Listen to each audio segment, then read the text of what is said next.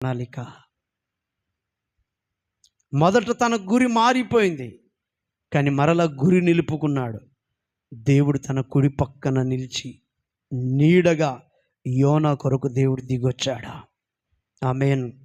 గురి తప్పిపోయినప్పుడు యోనా జీవితంలో తుఫానులు, భయంకరమైన సుడిగుండాలు, చివరికి చాప కడుపులోకి వెళ్ళవలసిన పరిస్థితి.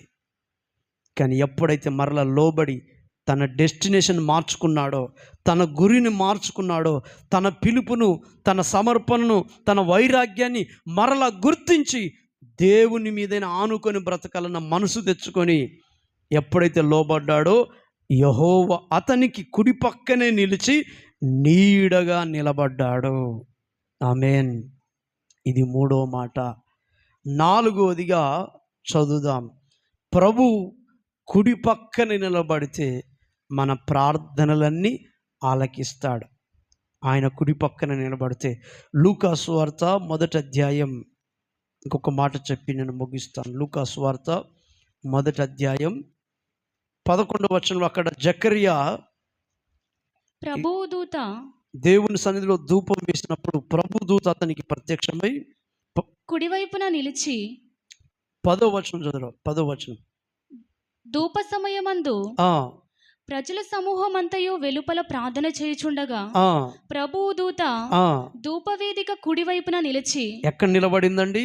ప్రభుదూత ధూపవేదిక కుడివైపున నిలబడి నిలిచి అతనికి కనబడగా. దూత ఎక్కడ నిలబడింది చెప్పండి? కుడివైపున.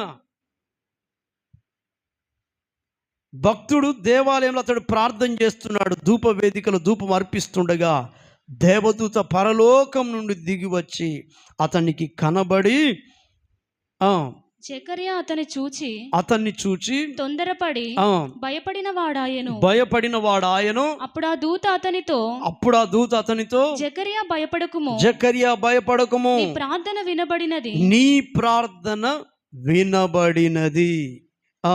నీ భార్య అయిన ఎలిజబెతు నీకు ఒక కుమారుని కనును, అతనికి యోహాను అని పేరు పెట్టుదువు. చాలు, అతనికి యోహాను అనే పేరు పెడతావు.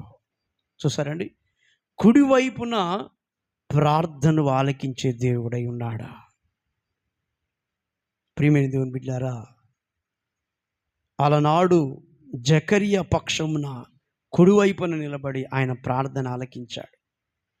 అంటే దేవుడు మన కుడి పక్కన నిలబడితే ఎన్ని దీవెనలు కలుగుతాయి చూడండి.